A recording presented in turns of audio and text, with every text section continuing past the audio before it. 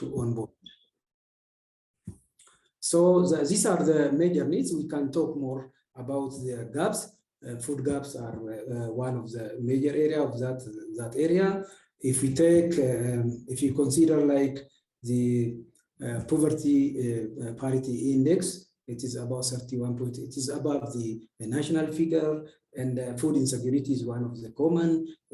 As per the data from the Warada, if we see the wealth status of the community, it is at the lower level. So one of the means just to curb this food insecurity and reduce poverty within that area is the introduction of this circular agriculture, which can be done with minimum cost and at the same time save our soil. Thank you so much, Bajiga, for illustrating really what it looks like on the ground for communities, for farmers in rural Ethiopia. And also kind of, we have a sense of their vulnerability, not just the communities, but the agricultural systems and also the land. So my next question is for Kate Scuria. You know, given this context, how was the pilot program developed and what are its main objectives? Thanks, Sarah. As Bajiga mentioned, Glimmer continuously tries to reevaluate our livelihood strategy and look at ways that we can improve. And as we continued to evaluate our livelihood strategy using a planet positive lens, we really, as Bajiga mentioned, wanted to move away from looking at linear value chains, which often depend on extractive agricultural practices and require that farmers rely heavily on external food markets and inputs. We also wanted to address the unsustainable and exploitive farming practices such as overgrazing, overtilling, use of chemical fertilizer, all that deplete the soil of the critical nutrients and ultimately result in lower yields for farmers. So in response to that, Glimmer began looking at a circular food system approach, which really combined synergistic commodities, looked at localizing and localized inputs, regenerating soil health, and helping to eliminate waste by recycling and reusing byproducts. And as Bajiga mentioned, this was really meant to address the heavy need in Dabub Soto. You know, from our baseline assessment, we found that even reliance on chemical inputs had doubled in this area between 2019 and 2021, and that oftentimes farmers were selling major portions of their crops and produce to purchase inputs and consumable goods rather than relying on their own crops because the yields were really low.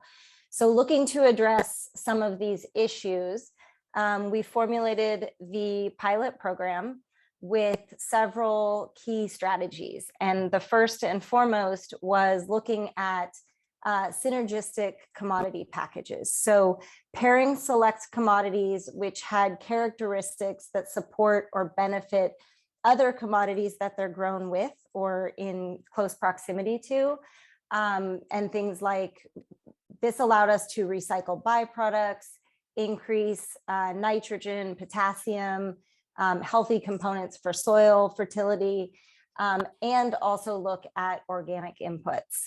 So in addition to pairing select commodities, we added training for farmers on the benefits of circular agriculture, organic composting, and business development. In addition to that, like I mentioned, the focus was heavily on organic and local inputs. So as Ethiopia continues to struggle with inflation and supply chain shortages, especially in regards to chemical fertilizer, it's more important than ever that farmers are accessing locally available and organic inputs. So the pilot really is meant to emphasize the importance of composting organic matter and biomass and reusing crop byproducts as part of that systemic approach. The other key strategy is the establishment of agribusiness cooperatives, which I know Nuru is also very familiar with. These allow farmers to expand their business and the markets in which they're selling products It allows them to market local inputs as a business. And it enhances the coordination within the overall food system. It supports collective bargaining power and buying power for small scale farmers. And ultimately, it provides that locally available resource, such as organic compost in this case. And then the last really major key strategy of the pilot is looking at a model farmer approach. So we wanted to support sustainability and scalability by demonstrating to other farmers the benefits of shifting more towards planet positive agriculture and sharing lessons learned with peers. So looking at in highland areas, we're focusing on community-based beekeeping mentors, and in midland areas, focusing on vermicomposting model farmers. And Bajiga, I don't know if there's something you wanted to add to that quickly. Yeah, we are just relying on we are promoting the production of manure, organic fertilizer, and the application on the farming practice. Now we integrate the production of these organ manures and then apply on improved agricultural practices, so that the practice of improved agricultural practice by itself increase the fertility of the soil on one hand. From this side, we produce manure that is organic. So if we apply this manure on improved agricultural practices, we include intercropping, crop rotation, sequential planting, it will increase the productivity of that land. At the same time, it will save the health of the soil. Like the application of this manure, it can serve for 3 years. But if you take the chemical fertilizer, it can significantly destroy the structure of the soil in terms of it can spoil the groundwater, it can destroy the soil structure. At the same time, it affects the biological the things which are living in the soil, which have got role in the fertility. At the same time, on that part, on the higher part, we are doing same. We are just integrating different activity so that they can maximize their incomes with limited areas. And there is also climate-friendly interventions. Yeah, and in addition to those sort of key strategies, we're continuing with a lot of supportive activities that also enhance the outcomes, which integrate some of the components of our normal livelihood strategy, but we're also enhancing the level to which we're implementing these in the pilot. And those are things such as nutrition training with health extension workers. We're doing some nursery site development where we're working with local apple orchards and local nurseries to look at shoots for forage and fodder trees. We're still doing Rusako strengthening so that we can channel loans, build up institutional strengthening and channel loans through local financial cooperatives. We are conducting a research workshop on NSET production, which is it's false banana, or it's one of the staple crops that are grown in the highland area of Dabub Soto that has been very, very susceptible to disease. And then we're continuing the community sensitization outside of our pilot target participants. So just to give kind of a scale of scope on what the pilot looks like, we're actually working with 100 farmers in the highland areas of Dabub Soto and 100 farmers in the midland areas of Dabub Soto. We have slightly different technical packages in each, depending on through the value chain assessment and the detailed assessment that we conducted there. We really wanted to cultivate commodity pairings that were most beneficial in the areas that we were targeting. And so in the highland area, we're looking at what we're calling an organic orchard package, which is pairing garlic, hops, apple, and beekeeping. So we're working with 100 farmers in the highland area and then 100 farmers in the midland area, where we're doing a mixed crop and livestock. And we're looking at combinations, as Bajiga mentioned, of crops grown there, and we're looking at chickpea grown with maize, haricot being grown with maize, and the benefits that these have grown together, and then combining that with livestock rearing and using the biomass and the byproducts in that circular way, so that the manure from livestock is turned into organic compost and is used on farming products, and likewise byproducts from farming are cut and carry and used to mitigate some of the overgrazing and some of the really extractive farming practices. So those are really kind of the two packages we're targeting in Debab Soto. And I think looking at, you know, the project as a 3-year project with an 18-month grant period with the IKEA Foundation, the intermediate outcomes we're really looking to have and see throughout the pilot, and I would say within the first 1.5 years, is that farmers do have the skills and resources needed to successfully engage in value chain businesses, and that they utilize these shared resources. They come together in agribusiness cooperatives and utilize shared resources to continue to expand those businesses. So where you might have a highland farmer developing businesses around garlic and apple cultivation and beekeeping, we would work with them to develop beekeeping cooperatives where they can continue to expand their businesses. And likewise, in Midland areas, working with model farmers in developing vermicomposting agribusiness cooperatives, and so that we can scale up not only businesses for the program participant farmers, but also use the cooperatives to provide locally available inputs such as organic matter and organic fertilizer moving forward. I think Sarah also mentioned that one major objective of the pilot is to engage female participants, female farmers, and looking at what were the commodities that really supported female-led businesses. And that's one of the things that led us to the beekeeping, was, you know, looking at how commodities can support that gender gap as well. Beekeeping actually is very female friendly in the sense that you can develop the hives on their own plot of land in their backyards, and women don't have to travel far to maintain the business. So really looking at how our commodity packages could support that gender gap as well and address that gender gap. So one of the outcomes we're hoping to see through this project is increased decision-making power for female farmers, greater community engagement, and higher self-esteem for each of those female farmers as well.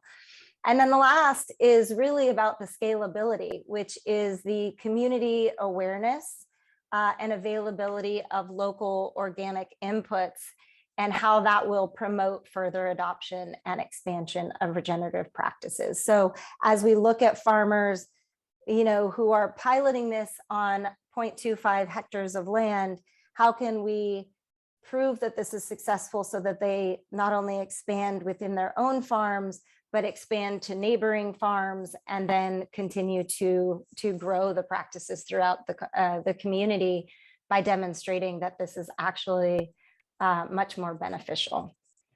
And then just kind of deriving from that, the long-term outcomes of the pilot that we're looking to see are really that farmers and their families have improved livelihoods. They've got an overall reduction in poverty, increased food security, and a much higher ability to absorb and adapt to the continued shocks that we're seeing across the country. And through that, using the improved soil health and vitality to support increased livelihoods for farmers. We really recognize that outcomes for farmers and outcomes for the environment are intrinsically linked. And so really, by focusing on soil health and soil fertility, we're also protecting the livelihoods of the farmers that rely on that soil and the ground for subsistence. So, and then again, gender empowerment is a huge key outcome that we're looking for throughout the pilot. Thank you so much, Kate and Bajiga, for that really comprehensive overview of the pilot and its objectives. And I was going to ask a follow-up question about, women's role, and you answered it beautifully. And I think it's so interesting about the beekeeping and kind of how, the role that women play in that. So thank you. I will switch gears here and ask actually Nuru to tell us more about their work in Ethiopia in relation to climate adaptation and resilience programming. So Casey, feel free to take it away. Yeah, sure. No, thanks, Kate and Bajiga. It was really interesting. I think there's a lot of overlap and interesting synergies between how we both view this large-scale stressor that is climate change and the localized impacts that it represents. In terms of extreme weather and variability and volatility and changes in traditional patterns that farmers and communities are used to and have become used to over generations. So yeah, I mean, just to take a step back, I'll try to take a bit of a 30,000-foot view, and then I'll let Baruch and Abby talk about some of the specific partnerships and activities that have kind of helped us to implement this on the ground in Ethiopia, in SNNPR. In a couple of Woredas outside of Armament, where Nuru Ethiopia operates. But to begin, we decided to focus our efforts at Nuru on adaptation, not mitigation, for I think obvious reasons at this point. Looking at overall GHG emissions around the world, Ethiopia is a minor contributor as a country, but also disproportionately impacted by those negative, weather effects. And the communities that we work with, that we target to deliver services to and to co-create solutions to different kind of poverty challenges that they may have, are rural and often highly marginalized or vulnerable communities or individuals. And so as a result, we really, did our own sort of set of research and kind of multi-year engagement, both with Nuru Ethiopia, but our other local NGO partners and the other countries I mentioned earlier, as well as looking at a lot of the IPCC reports that have come out, the Intergovernmental Panel on Climate Change, and come to the conclusion, similarly to what is recommended there, that lifting, the largest obstacle to significant long-term climate change adaptation capacity building is ending extreme poverty. And so we found that sort of the crux of our model and our work, just as Kate and Giga had laid out for Glimmer as well, was already addressing some of the underlying challenges that communities have in adapting to climate change and the impacts thereof. And so as a result, we framed our strategy around 5 key dimensions. The most innovative and new for us, very similarly to the planet positive practices that were laid out, was regenerative agriculture.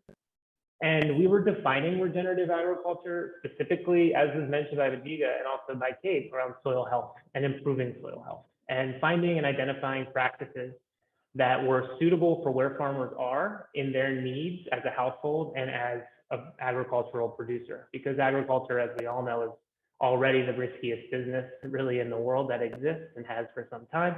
And this new need to adapt, which is essentially behavior change, requires more risk taking, but also paced and intentional sequencing of behavior change over time. And so that's really how we view our efforts in the regenerative agriculture space. And some of the practices we've been promoting for a few years now around this is to improve crop yields, really focus on livelihood diversification. So a number of the things that were already mentioned, integrating animal agricultural production with crop-based production systems, integrating feed and fodder cut and carry systems that Kate had mentioned a minute ago, into the alleys, or using what would be considered conservation agriculture or sustainable agricultural practices that have been around for some time, but still need to catch on in certain areas, specifically where we work in Ethiopia and many other places around the world. And so there's definitely an area of investment and need here, and we continue to identify new strategies for promoting regenerative agriculture as a goal and an objective, but it really does take a unique set of locally led adaptations or priorities to identify what those are, and we continue to do that as we look to new areas to work in Ethiopia. The other 4 areas really are about increasing income. So focusing on that need to have income and financial inclusion. So savings available at the household level, especially we target women with those activities in Ethiopia because it gives an opportunity for more meaningful household dialogue and meaningful choices to be made with the extra money that's available. There's also the concept of sort of building food and nutrition security. So we focus on higher protein legume crops for that reason. They're dual benefit or multi-benefits that they have in some cases with crop rotations. When you're looking at the opportunity to have more protein at the household for young children under 5 and other ages, for also the potential lucrative value chains that they present for export quality products. So you can really find opportunities, and 2 of the crops we work with closely are mung bean and groundnut in Ethiopia. And then we enhance agribusiness professionalism. I think Kate did a great job laying that out. We take a very similar approach. We primarily work with multi-purpose cooperatives in our case, but also with agricultural cooperatives specifically focused on the aggregation and commercialization of surplus produce from their communities. All of this, and the biggest part I think to touch on, just the only thing to add there to that point is that the agribusiness or the cooperative level, the vehicle that the cooperative provides is a vehicle for behavior change, but also for limiting negative impacts. Because one of the challenges that we don't always talk about with adaptation is this risk of negative consequences from too rapidly changing practices that can leave people vulnerable to the same shocks we're trying to build the capacity to withstand. And so having locally led as a key element of how you frame your strategy to climate change adaptation becomes very important to preventing those things from happening and not moving too fast for communities to be able to change their behavior. Because like I said earlier, at the end of the day, this is behavior change, right?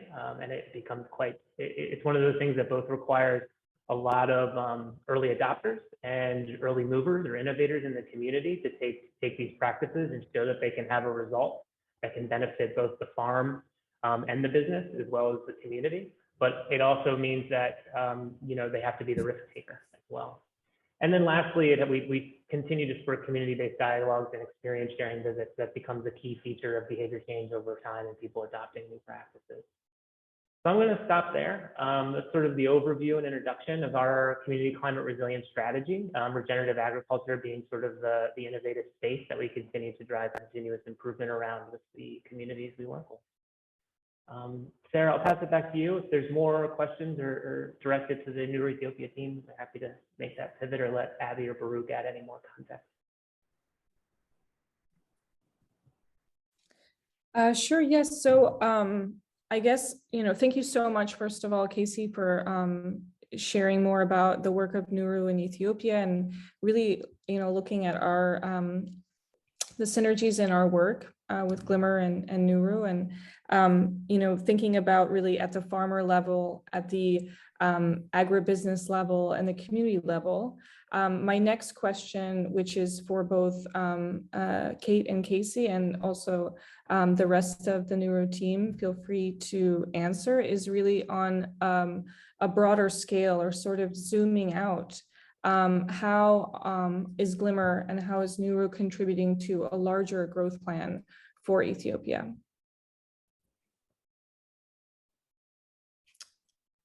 I can start, and then Casey, feel free to add on. I think it's probably the same for both of us, because I think both organizations and, Nuru and Glimmer have worked together collaborated together at least for a considerable amount of time.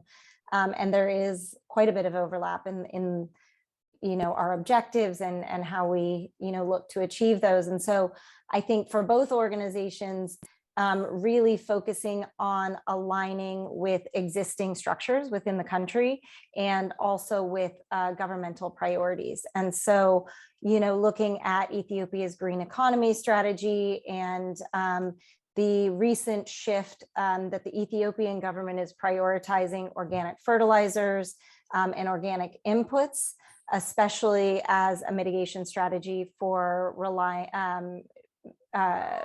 that heavy reliance on high cost chemical exports and chemical fertilizers. And I know that is being greatly impacted right now with the supply chain shortages and the high cost of fuel across the country. And so the government is looking at ways to mitigate some of that. And one of the things that they're really promoting and prioritizing is a focus on organic fertilizer and localizing inputs as much as possible. So I think, at least from our perspective, that is one of the driving factors of our pilot project. And then the only other thing that I'll note is that Glimmer is also a member of the agroecology network within Ethiopia. And I think Nuru is as well, or has been very recently. So there is an existing network within Ethiopia, which is a knowledge sharing platform that connects practitioners, researchers, government offices, NGOs, in order to share experience, share findings, best practices, all around regenerative and circular agriculture, and then works to formulate policy around these principles. So, you know, at least from Glimmer's perspective, those are two ways that we're really looking to contribute to that larger growth plan for Ethiopia. And I don't know, Casey, sorry if you guys have anything. I certainly did not mean to speak for you as well. No worries at all. Yeah, I mean, from our review of many of the high-level documents for the government of Ethiopia at a national level as part of this effort and conversations with Abby and his team, you know, like the green economy strategy and other things from Ethiopia, it's really that focus on crop and livestock production improvements and finding sustainable ways to promote those efforts.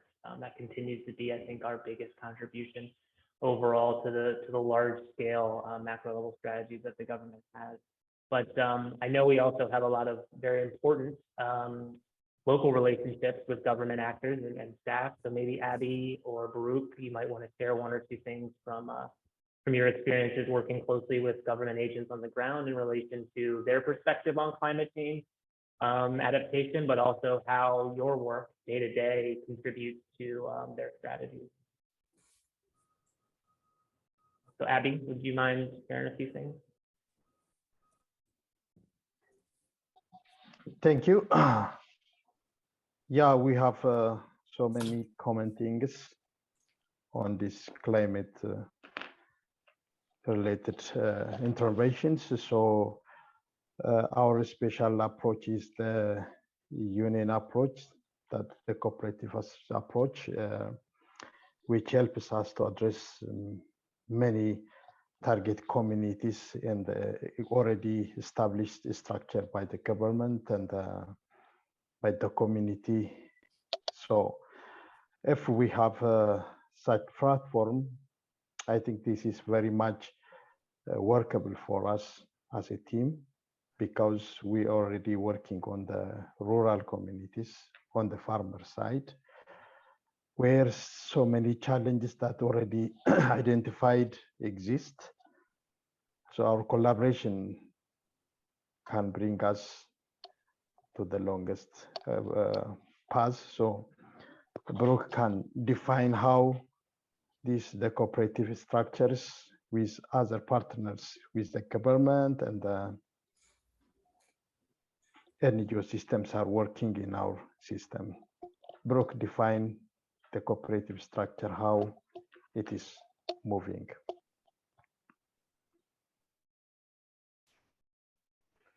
Okay, thank you, Avi. Yeah, as Avi and Casey mentioned, Nuru Ethiopia has lots of contributions for the national growth. Among them, like we are working to improve the product and the productivity for the smallholder farmers, and also unlocking the local potentials for those farmers who are living in the remote rural area. And also saving is one of the, improving the saving cultures of the community is one of the top priority of the national growth plan. So we are working especially on the women's to improve the saving cultures and also diversifying the household incomes, so that the income of the smallholder farmers as well as the women's can increase, and also so that their shock absorbing capacity improve. So in general, most of our impacts are driving to lasting the poverty from remote rural area in a better way. So these are among that. And also we are constructing the farmers-owned enterprises, the so-called cooperatives. So, and accelerating their professionalism in order to create and build sustainable farmers-owned organizations who can play and create a better market for smallholder farmers, as well as to contribute in a big way for the national GDP. Thank you. Great, thanks everyone for sharing Glimmer and Nuru's contribution towards a larger growth plan for Ethiopia, and also for mentioning a bit about partnerships at the local and governmental level. It's a nice segue to actually my last question for both Glimmer and Nuru, which is, how are you collaborating with other organizations on the ground? And perhaps you can also speak a little bit about the IKEA Foundation partnership. As we understand, also Nuru has a bit to share about their involvement with the IKEA Foundation.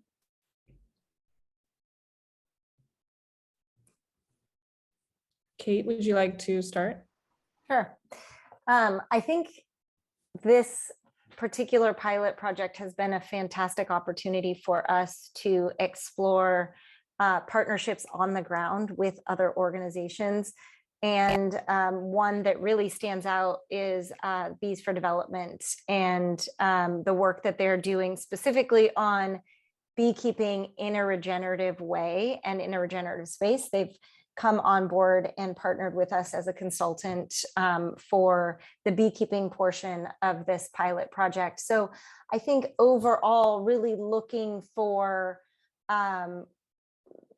to not reinvent the wheel. Are there people that are doing it and doing it well? And can we utilize that expertise? Can we partner and learn from, and then turn around and share those lessons learned? And that's been a huge component of this pilot project as well that we've built in, is that experience sharing and working it both ways. So we're taking the knowledge that we're gaining from Bees for Development and then turning around and doing a lot of experience sharing outwardly afterwards. We're also integrating lessons learned from other NGOs such as SOS on the ground. They've also been doing some beekeeping work in Debub Soto.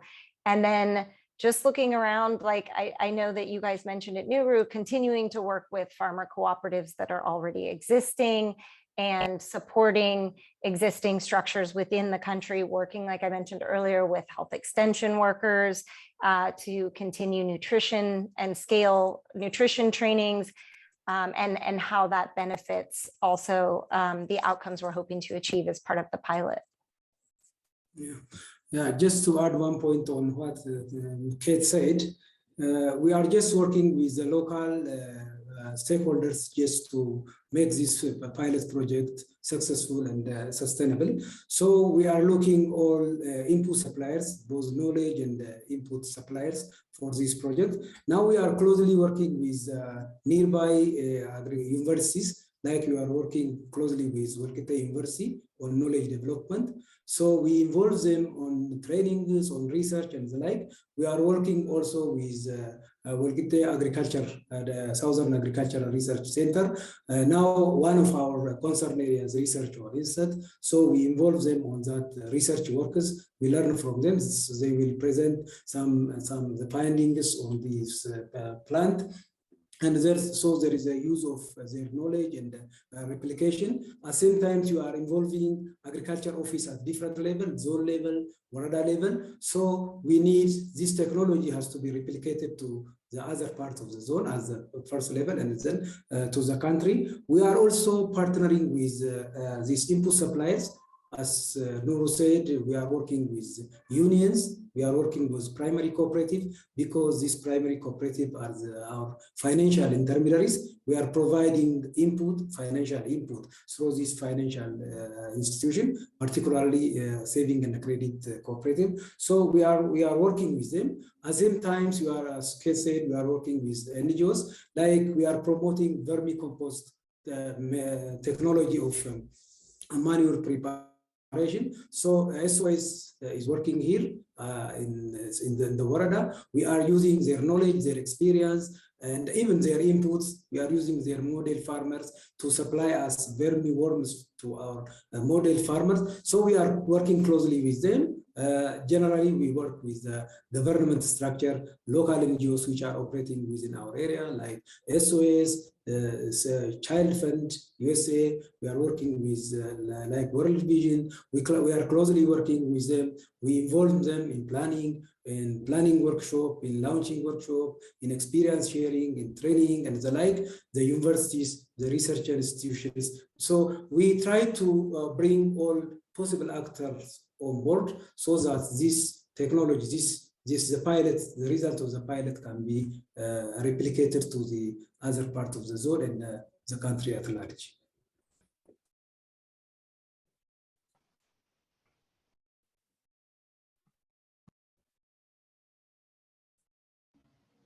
Can I say? Yes, Hello? please go ahead, Baruch. Yeah. We have as a Nuru, we have lots of partners working with us. Among that, IKEA Social Entrepreneurs are one of our core partners. They provide us a 5-month training on focusing on creating a sustainable business model for farmers organizations, and also the impact measuring, as well as developing a better farmers organization for the farmers. So, and also continuing to with them on getting different supporters like coaching, training, as well as and also they provide us a grant like 25K USD for impact scaling. So IKEA Social Enterprises, I think the sister company for IKEA Foundation. So we are a good attachment with them, especially on the supporting of unions and primary cooperatives. And also we have a lots of organization working with us to accelerate the professionalisms of the farmers organization, like the Scope Insights. ECRA is like focusing on the developing of the agribusiness cluster, which means that creating a network between different value chain actors or agribusiness actors, like the universities, business dealers, transporters, bankers, and different value chain actors. So creating a network within that area. And also we are working with Amaya, it's a network. So on the getting of different capacity building modules, especially focusing on the agribusiness leadership program. And we are also just started working with the EU cord and soufflets on the barley productions value chain for smallholder farmers in remote rural areas. So we have lots of organization around us who are supporting and encouraging us to enhance the implementations of the projects.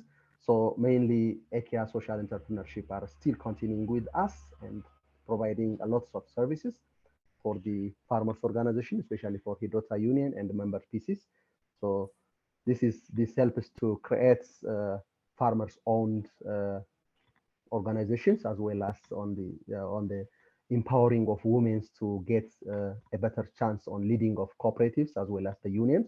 So because of that, now more than 30% of our farmers organization leaders are become women. So that's a good and results, and also it helps to build a resilient community as well as better farmers organization to end extreme poverty in rural Ethiopia. Thank you. I'll just say real quick, I'll just add one or two things really fast. As Baruch noted, I mean, one of the key components is access to technology to help improve both regenerative agriculture practice, but to also limit any sort of negative consequences. And so, for example, I know right now with, in collaboration, New International and New Ethiopia are looking at opportunities to work more closely with ATA and others to get farmers plugged into the hotline that they have offered for better agricultural information. There's opportunities. We're working with a number of partners, including the IFC, to pilot digital technology delivery, like last mile delivery in some of the most remote areas that can also be leveraged for climate smart kind of agricultural practice adoption or agroecological training materials that require some more digital connectivity in areas where there might not be the infrastructure to support that in a farm direct to farmer type model, and utilizing the unions and the PCs to help drive that technology engagement and usage that helps to then drive adoption rates again and speed up behavior change. So there's just a couple of other examples mixed in there of how we see speeding up the process of adapting and adopting new practices in agricultural systems. So I just wanted to add that on to what Baruch had just shared. Great, thanks so much. So we just have a few minutes left. If anyone has any questions or additional comments. I see that also Matt from Nuru shared a link to Nuru's blog. If anyone would like to read more about their work on community climate resilience.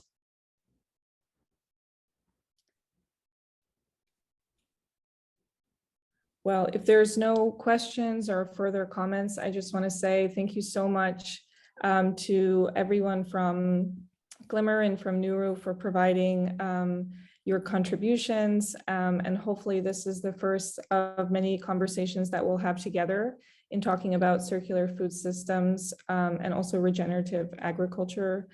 And also thank you to Catalyst for providing this platform. And maybe Anna from Catalyst, if you'd like to say anything or anything about other events that are happening with Catalyst. No, I just wanted to thank all of you for this amazing session. I think it was very productive and very enlightening for everyone.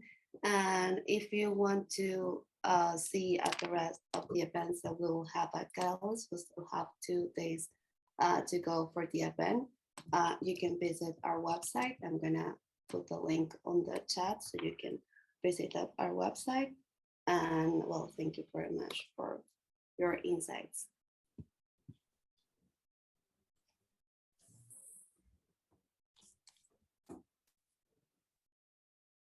Thank you. Great. Thank you so much. Thank you so much. Have a wonderful Thank you. day, night. Thank you so much. Thank you. Thank you.